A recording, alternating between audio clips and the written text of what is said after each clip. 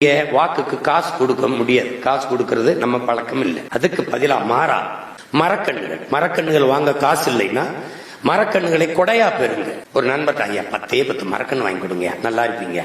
ஒரு 20 மரக்கண்டு, ஒரு 10 பூச்செடி, ரோஜா செடி, செம்பருத்தி, துளசி, இந்த மாதிரி செடிகளை எங்களுக்கு வாங்கி கொடுங்க.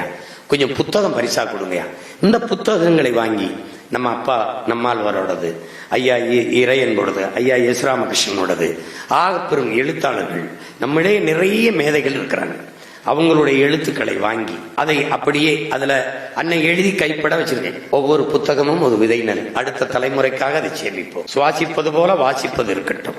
தொட்டு பார்த்தால் காகிதம், தொடர்ந்து படித்தால் ஒவ்வொரு புத்தகமும் ஆயுதம். இப்படி எழுதி அண்ணன் கையெழுத்து போட்டிருக்கேன். அறிவை தேடி ஓடுங்கள், நாளை வரலாறு உங்கள் நிழலை தேடி ஓடி வரும். அண்ணல் அம்பேத்கர் கீழே கையெழுத்து போட்டிருக்கு.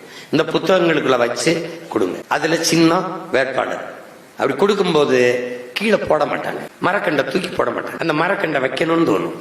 நீ ரோசா செடி, துளசி செடி, செம்பருத்தி செடி, பூச்செடியை கொடுத்தீங்கன்னா அதை கீழே போட மாட்டாங்க. அப்படி தொட்டியில சின்னதா ஒரு மண் சட்டில ஒப்பந்தம் பண்ணி பண்ணலாம்.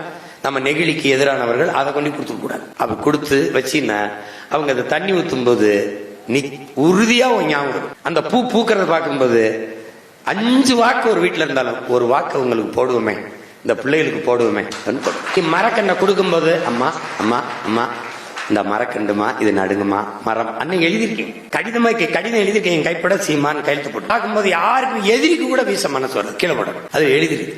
அப்படி என்ன சொல்ல கொடுத்தா, அம்மா அம்மா இந்த மாவை வழங்கம்மா, இந்த நாவர், இந்த பலா, இந்த கொய்யா, இந்த சப்போட்டாவை வழங்கம்மா, உறுதியா உங்களுக்கு நல்ல பலனை தரும்மா.